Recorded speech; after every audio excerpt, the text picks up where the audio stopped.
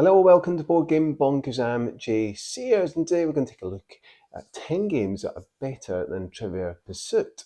Now, I'm not saying that Trivial Pursuit is a bad game. I've got some fond memories of it from my childhood when I was playing it, but it did have an annoying rule. Now, apart from the annoyance of having to roll the dice and sometimes going back and forth around the board to try and land in that specific space to get that pie, but more annoying, the centre you had to reach to answer a final question, and often than not, you'd be rolling the dice multiple times to try and get the exact number to land in that certain spot. An absolutely stupid rule indeed, and thoroughly frustrating. But the game itself, I enjoyed it, but there are better games out there now.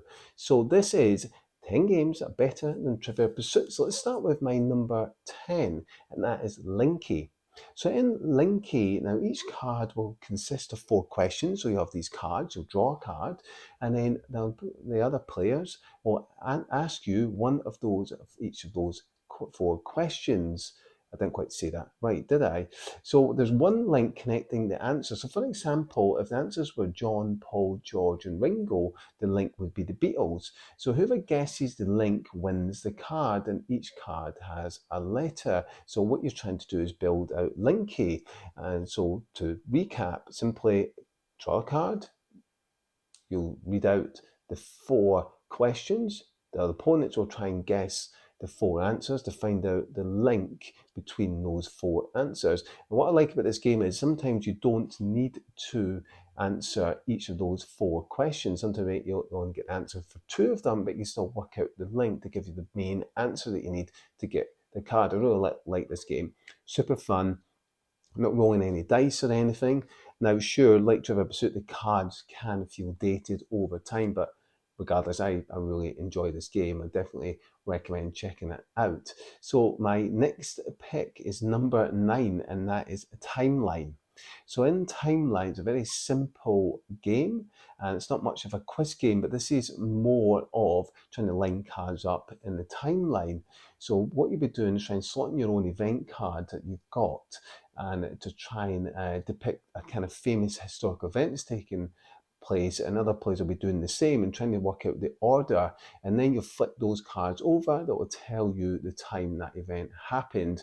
It's a really fun family type of game, very light indeed. It's really quick as well to get to the table, but definitely recommend checking out if you want something a lot more simpler and straightforward. So let's move into my number 8, and that is Blockbuster. Now, Blockbuster isn't the most popular game, but it's quite fun. I really enjoy this. If you're a film buff, you'll enjoy this. So in Blockbuster, which is a kind of party quiz for people who really do enjoy those movies, it's kind of a game of like 2 halves. So first, 2 players will go head to head and a kind of buzzer round where you must kind of list the movies on a topic, like for example, based on a book or set in the future, until someone fails to answer correctly or the time runs out. So it's kind of quite interesting in how that works. And then the person who won then gets a chance to win cards by acting out one movie. So it's a bit of like charades, almost like, and acting involved as well. It's quite amusing, a little bit fun, and certainly a family kind of party type of game. Certainly worth checking out if you want something that's less stressful, if you don't mind the acting so much. So let's move in to my number 7, and this is Anomia. Anomia is a fairly old game now, came out in 2010. So what do you do in Anomia? Well, what you'll be doing is it kind of plays off the fact that, our kind of minds are, I suppose, brimming with all these kind of random facts of information. So in this game, you'll be drawing and revealing a card from the center pile that's there. Now, you'll be looking at a symbol is on your card and see if it matches another player's card, and then you'll kind of face off with them and trying to guess and give an example that relates to the icon that's on the card before the other player guesses.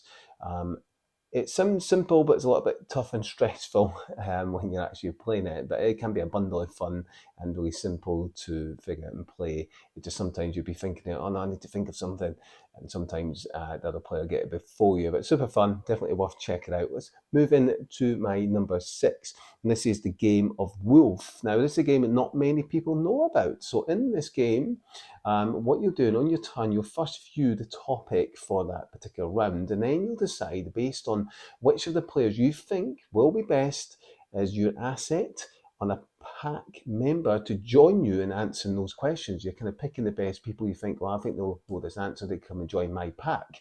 And then the unpicked players will form the opposite team, and then you need to do the best, obviously try and score and guess the answer. Now, however, you can also double your score for the round by giving it a go alone. So you can try and answer it alone and double your points, or form a group and you all get a point.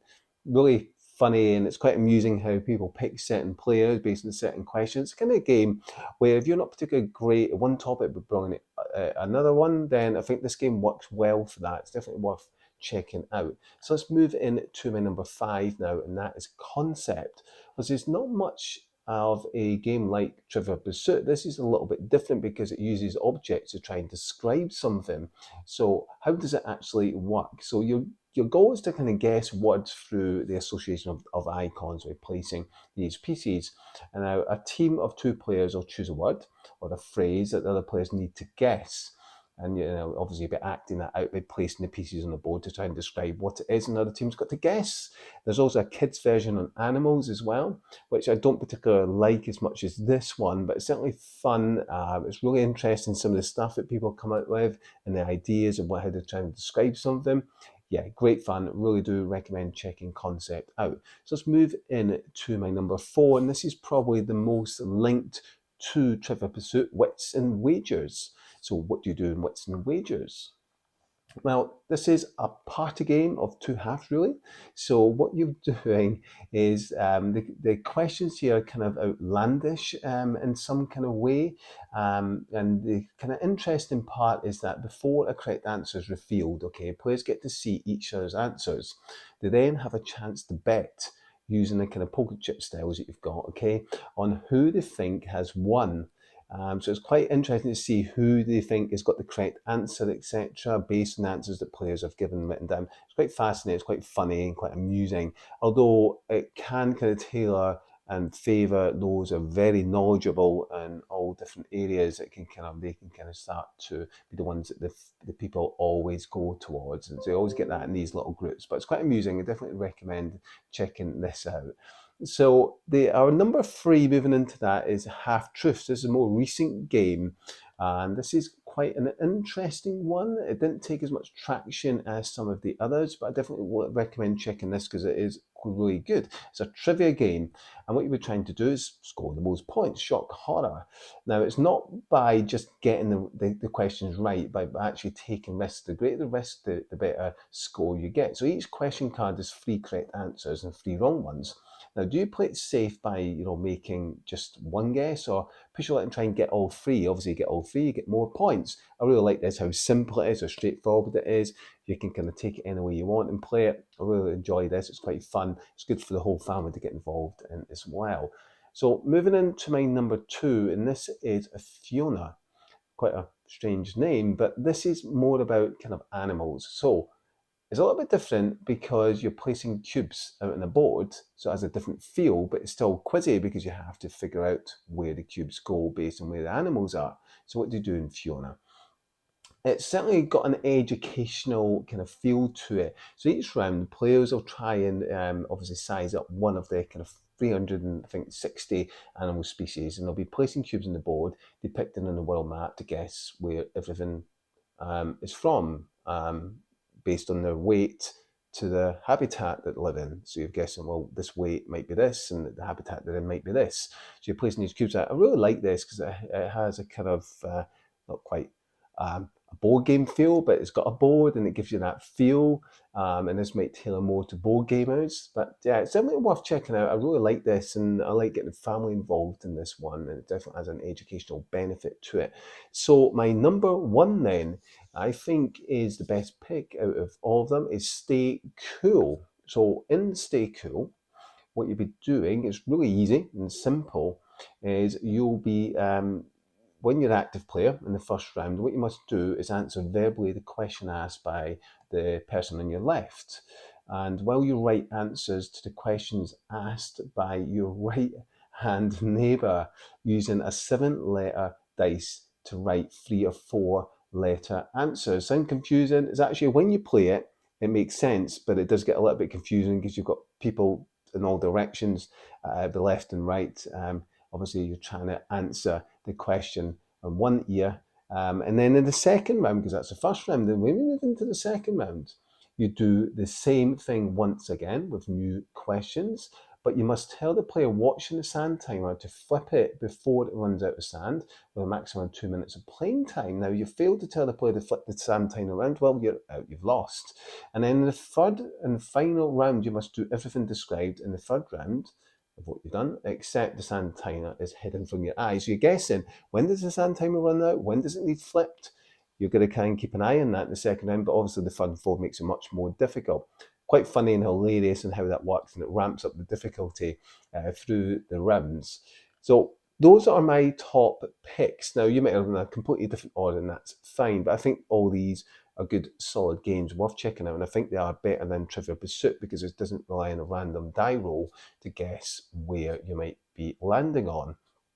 These are a good mix of family games. We've got some for your kind of hardcore quizzers if you like a little bit tougher, but I think these offer a bit more variety in that Trivial Pursuit-esque type of game, although albeit, I suppose, 2 or 3 are perhaps far to the right of what Trivial Pursuit really was. Nevertheless, Trivial Pursuit was a good game in its time. Sadly, we've moved on from there in the board game world. Let me know your picks down below in the comments. Do you agree with this list? Do you have your own you would prefer over Trivial Pursuit? Let me know in the comments down below. And before we head off, please do consider subscribing to the channel if you haven't already done so for more content like this. And please consider giving the video a like if you've enjoyed it. Until next time, my name's Jay Sears. Take care. This is Bonkers.